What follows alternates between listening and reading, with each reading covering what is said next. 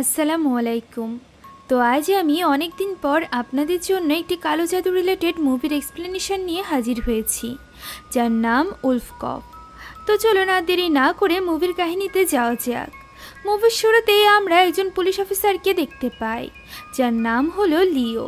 সে সবসময় দেরি করে ঘুম থেকে উঠত এবং ড্রিঙ্কস করত, যার কারণে সে সবসময় নেশার ঘরেই থাকত এবং তার অফিসে প্রতিদিন লেট করে যাওয়ার কারণও এটাই ছিল।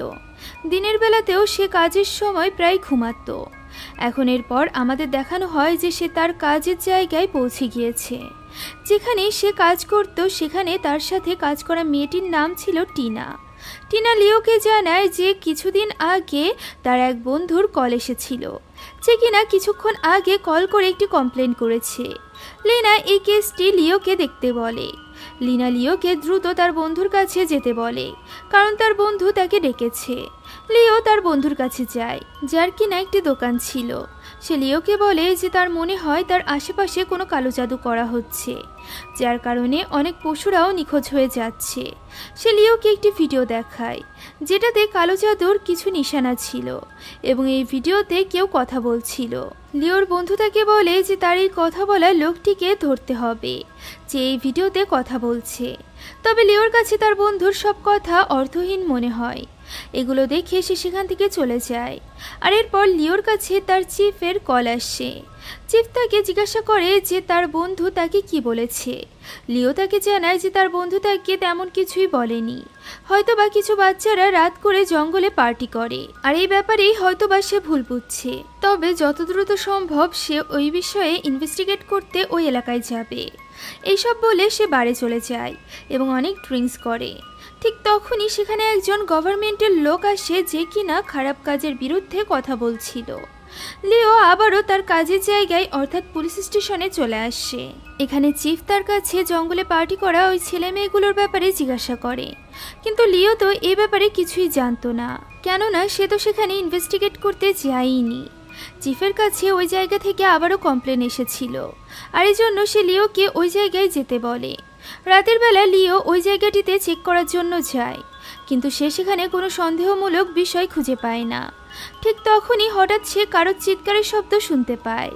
শব্দকে ফলো করে লিও যখন সেদিকে যায়, তখন সে সেখানে একজন লোকের লাশ দেখতে পায়, যার লাশ গাছের সাথে ঝুলানো অবস্থায় ছিল, আর এটা ওই গভর্নমেন্টের লোকের ছিল। লিও এখানে কিছু একটা বুঝে ওঠার আগে সেখানে কিছু মানুষ আসে এবং লিওর শরীরে কিছু একটা ছুঁড়ে মেরে তাকে অজ্ঞান করে ফেলে। আমরা দেখতে পাই লোকগুলো তাদের চেহারা মাস্ক দিয়ে ঢেকে রেখেছিল। পরদিন সকালে লিও তার বাড়িতে একটি খারাপ স্বপ্ন দেখে ঘুম থেকে ওঠে। তার কাছে সবকিছু অনেক অদ্ভুত মনে হচ্ছিল, কারণ তার এটা কিছুতেই মনে পড়ছিল না যে গতরাতে তার সাথে কি হয়েছিল, সে তার বাড়িতে কিভাবে এসেছে। আর এরপর তার মুখ শেভ করে সে, কিন্তু সে এখানে দেখতে পায় যে তার মুখের দাড়ি খুব দ্রুত আবারও বড় হয়ে যাচ্ছে। ঠিক তখনই তার পেটে কিছু একটা চিহ্ন সে দেখতে পায়, যেটা একদমই ওই চিহ্নটার মতো ছিল যে চিহ্ন তার বন্ধু তাকে ভিডিওর মাঝে দেখিয়েছিল। এর অর্থ হলো ওই লোকগুলো লিওর উপর গতরাতে কোনো কালো জাদু করেছে। এখন এরপর তার কাছে চিফের কল আসে। সে তাকে কোনো এক কেসের ব্যাপারে কথা বলার জন্য ডাকছিল। লিও যখন রেডি হয়ে তার বাড়ি থেকে বের হয়, তখনই সে বুঝতে পারে যে সে দূরের সমস্ত শব্দ খুব সহজেই শুনতে পাচ্ছে এবং তার যে কোনো গন্ধ শোকার প্রবণতাও অনেক বেড়ে গিয়েছে। এমনকি একটি কুকুরও তার দিকে অদ্ভুত দৃষ্টিতে তাকিয়েছিল। তার সাথে এসব কিছু কি এবং কেন হচ্ছিল, লিও সেটা কিছুতেই বুঝতে পারছিল না। এখন সে তার চিফের সাথে ওই জায়গাটিতে যায় যেখানে সে গতরাতে এসেছিল। তারা ওই লোকের লাশ দেখতে পায়, যেটা লিও গতরাতে দেখেছিল। চিফ এতে রেগে গিয়ে লিওকে জিজ্ঞাসা করে যে যদি সে গতরাতে এখানে এসে থাকে, তাহলে কি তার কাছে কোনো কিছু অদ্ভুত লাগেনি। লিও চিফকে জানায় যে তার কাছে এমন কিছুই সন্দেহজনক মনে হয়নি। আসলে লিওর গতরাতের ব্যাপারে কোনো কিছুই মনে ছিল না। তবে এখন সে ওই লোকের ঘাড়ে ঠিক ওই রকম চিহ্ন দেখতে পায়, যেরকম চিহ্ন তার পেটে ছিল। এটা দেখে লিও অনেক ভয় পেয়ে যায়। ঠিক তখনই আমরা সেখানে এক বৃদ্ধা মহিলাকে দেখতে পাই, যে কিনা নিউজ রিপোর্টারকে বলছিল যে তারা এটা বুঝতে পারছে না যে এই ঘটনাটি আসলে কে করেছে, কোনো মানুষ নাকি কোনো পশু।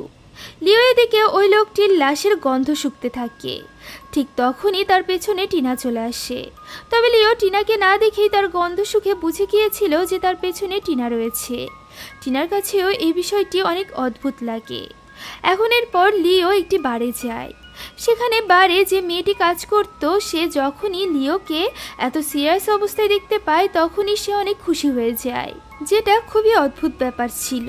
তবে এর থেকেও বেশি অদ্ভুত ব্যাপার তো তখন ঘটে যখন ওই মেয়েটি তার কাছে আসে। লিও ঠিকভাবে ড্রিঙ্কস করছিল। এরই মধ্যে যখন ওই মেয়েটি তার কাছে আসে তখনই লিওর হৃদস্পন্দনের মাত্রা বেড়ে যায়। তার বমি বমি ভাব অনুভব হয়।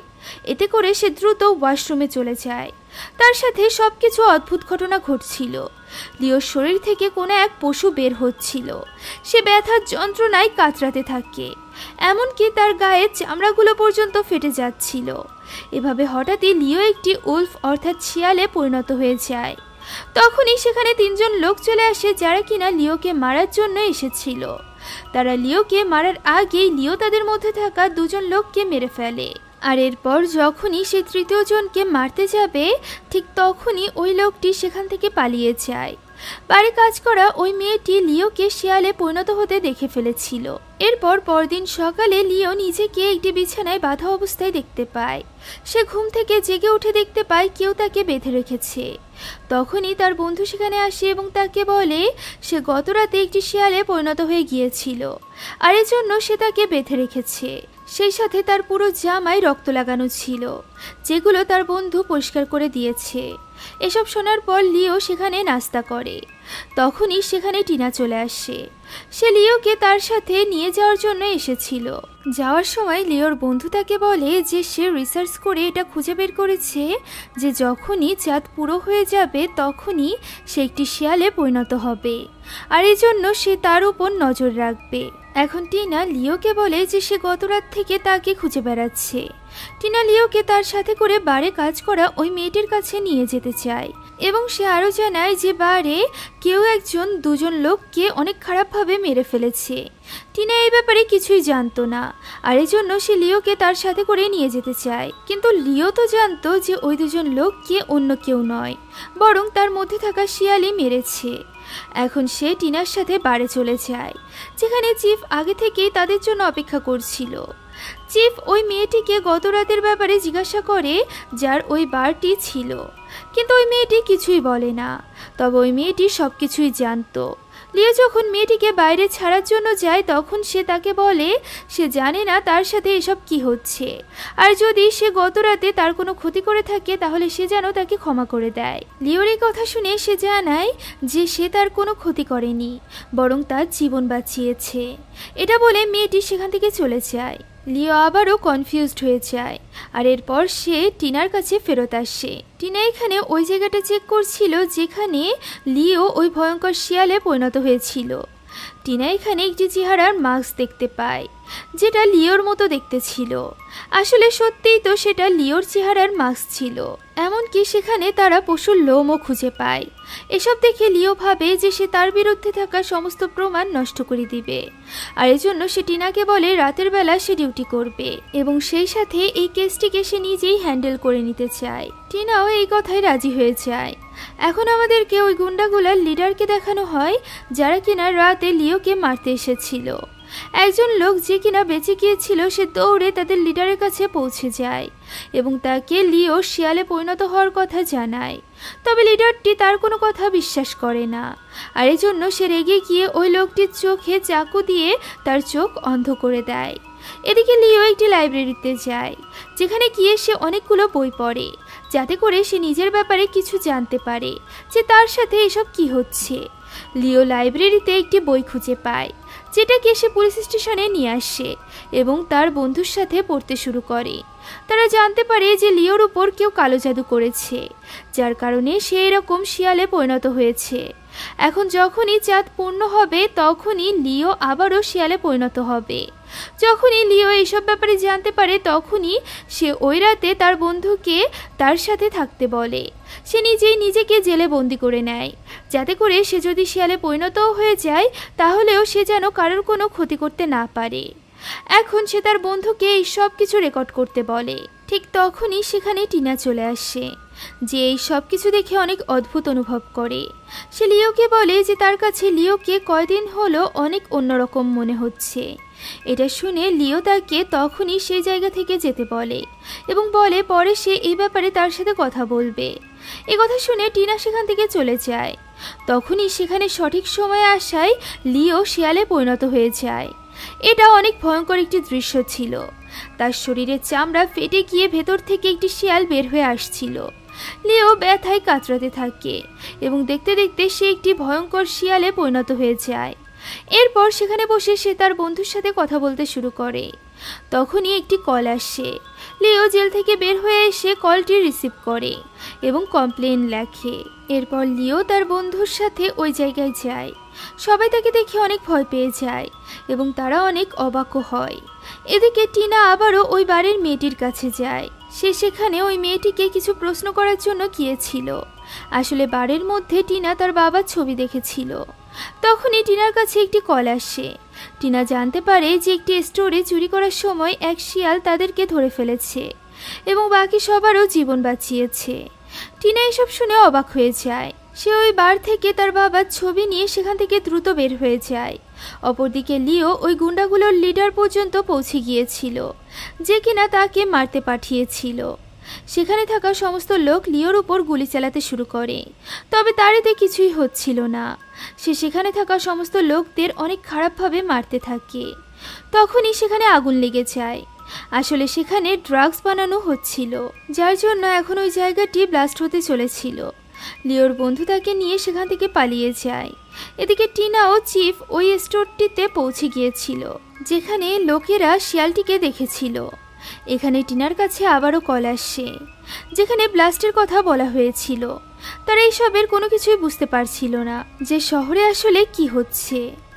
এখন এরপর লিও এবং তার বন্ধু আবারও যখন পুলিশ স্টেশনে চলে আসে, তখনই সেখানে বাড়ির ওই মেয়েটিও আসে, যে কিনা আগে থেকেই লিওর ব্যাপারে সবকিছু জানতো।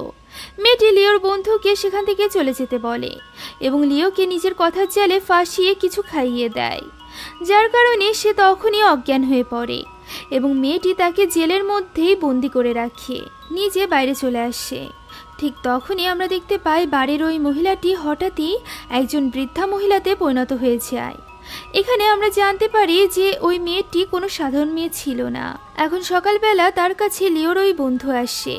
সে ওই মহিলাটির সাথে মিলিত ছিল।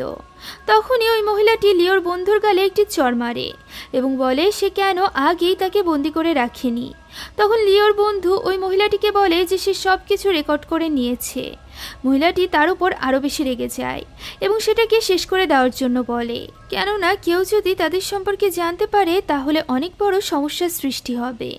লিওর বন্ধু ওই রেকর্ডিংটা নষ্ট করে দেয় এবং লিওকে তার সাথে নিয়ে চলে যায়। তবে সেখানে টিনাও লুকিয়েছিল, যে কিনা তাদেরকে দেখে ফেলে। তাদের চলে যাওয়ার পর টিনা পুলিশ স্টেশনের ভেতরে আসে, যেখানে সে ক্যামেরা দেখতে পায়, তবে তার মধ্যে কোনো কিছুই ছিল না। তখনই তার নজরে পুলিশ স্টেশনে লাগানো সিসিটিভি ক্যামেরার দিকে যায়, যেখানে সে দেখতে পায় যে লিও একজন শিয়ালে পরিণত হয়েছে এবং তার সাথে ওই বারের মেয়েটিও রয়েছে। এটা দেখে টিনা অনেক ভয় পেয়ে যায়, তবে সে এটা সিদ্ধান্ত নেয় যে সে লিওকে যেভাবেই হোক বাঁচাবে, আর এই জন্য সে তৈরি হয়ে বেরিয়ে পড়ে। অপরদিকে গুন্ডাদের লিডারও জঙ্গলে চলে আসে। সে তার লোকেদেরকে বলে যে তারা যাকে জঙ্গলে দেখতে পাবে তাকেই যেন তারা মেরে ফেলে। এটা বলে সে লিডার জঙ্গলের ভেতরে চলে যায় এবং চিফের চেহারার মতো রূপ নিয়ে নেয়। অর্থাৎ এখানে চিফও ওই বারের মেয়েটি এবং লিওর বন্ধুর সাথে মিলিত ছিল। তারা লিওকে একটি গাছের সাথে বেঁধে রেখেছিল এবং এখানে তারা তিনজনই তাদের পুরনো চেহারায় ফিরে আসে। অর্থাৎ এরাই হলো মাস্কওয়ালা ওই তিনজন ব্যক্তি, যারা কিনা প্রথম দিকে লিওর উপর জাদু করেছিল এবং তাকে অজ্ঞানও করে ফেলেছিল। এখানে আমরা জানতে পারি যে ওই তিনজন আসলে শেফ শিফটার ছিল, অর্থাৎ তারা যে কারো চেহারায় রূপ নিতে পারত, আর ঠিক এভাবেই তারা এই শহরে নিজেদের চেহারা পরিবর্তন করে থাকছিল। চিফ ওই বাড়ির মেয়েটি এবং লিওর বন্ধু তাকে বলে যে তারা গত 200 বছর ধরে এখানে রয়েছে এবং তারা যে কোনো লোককে তাদের শক্তির মাধ্যমে শিয়ালে পরিণত করতে পারে। এবং সঠিক সময় আসার পর ওই শিয়ালের রক্ত পান করে পরবর্তী সময়েও জীবিত থাকতে পারে। এখন তারা তিনজন ওই জায়গাটিতে চন্দ্রগ্রহণের জন্য অপেক্ষা করতে থাকে, যাতে করে তারা লিওর রক্ত পান করে ইমমর্টাল থাকতে পারে। এখন আস্তে আস্তে লিও শিয়ালে পরিণত হতে থাকে। ঠিক তখনই সেখানে টিনাও চলে আসে। চিফেরা যখনই লিওর শরীর থেকে রক্ত বের করে তা পান করা শুরু করে, ঠিক তখনই সেখানে টিনা চলে আসে এবং তাদের উপর গুলি চালাতে শুরু করে, যার জন্য লিওর বন্ধু মারা যায়। তবে এই সময় সুযোগ নিয়ে লিও সেখান থেকে পালিয়ে যায়। আমরা দেখতে পাই লিওর বন্ধুর শরীর নিচ থেকে একেবারে জ্বলে পুড়ে ছাই হয়ে যায়। টিনা সেখানে এসে ওই মহিলাটিকেও নিজের হাত উপরে তুলতে বলে। তখনই ওই বৃদ্ধা মহিলাটি আবারও বাড়ির মেয়ের রূপ নিয়ে নেয়, আর এরপর সে টিনার সাথে লড়াই করতে শুরু করে। এদিকে লিও ওই গুন্ডার লোকগুলোকে অনেক ভয়ঙ্করভাবে মারছিল। একসময় টিনাও ওই মেয়েটিকে মেরে ফেলে। আর এরপর লিও এবং টিনা যখনই সেখান থেকে যেতে শুরু করে, ঠিক তখনই চিফ সেখানে গুন্ডাদের লিডারের রূপ নিয়ে হাজির হয়। সে লিওকে দৌড়ে ছুঁড়ে মারে। এদিকে একজন গুন্ডা এসে টিনাকে ধরে ফেলে। লিও এবং ওই লিডার অর্থাৎ চিফের মধ্যে অনেক লড়াই হয়। তখনই টিনা সেখানে থাকা একটি তলোয়ার হাতে নিয়ে চিফকে মেরে দেয়। তবে তার এতে কিছুই হয় না এবং সে টিনাকে মারতে তার দিকে আসতে শুরু করে। ঠিক তখনই লিও একটি বন্দুক হাতে নিয়ে সোজা চিফের মাথার মাঝখানে শুট করে দেয়, যার কারণে সেও মারা যায়। লিও নিজেও অজ্ঞান হয়ে পড়ে। চন্দ্রগ্রহণও শেষ হয়ে যায়। লিও তার নিজের রূপে ফিরে আসে, অর্থাৎ সে শিয়াল থেকে মানুষে পরিণত হয় এবং এরই ফলে তার শিয়াল হওয়ার এই স্পেশাল শক্তিও শেষ হয়ে যায়। এখন থেকে সে নর্মাল মানুষে পরিণত হয়ে গিয়েছিল। আর এরপর টিনা লিওকে নিয়ে সেখান থেকে চলে যায়, আর এর সাথে সাথে মুভিটিও শেষ হয়ে যায়। আশা করছি এই মুভির কাহিনী আপনাদের কাছে একটু হলেও রোমাঞ্চদায়ক মনে হয়েছে। যদি মনে হয়ে থাকে তাহলে একটি লাইক এবং একটি কমেন্ট করতে ভুলবেন না। এরকমই নতুন নতুন মুভি এবং সিরিজের এক্সপ্লেনেশনের জন্য আমাদের ফেসবুক পেজটিকে অবশ্যই ভিজিট করবেন। সেখানে মুভি এবং সিরিজের এক্সপ্লেনেশনের সাথে সাথে কিউএনএ ভিডিও এবং র্যাপিড ফায়ার কোশ্চেন অ্যান্সারও পেয়ে যাবেন। Thank you so much for watching this video. আল্লাহ হাফিজ।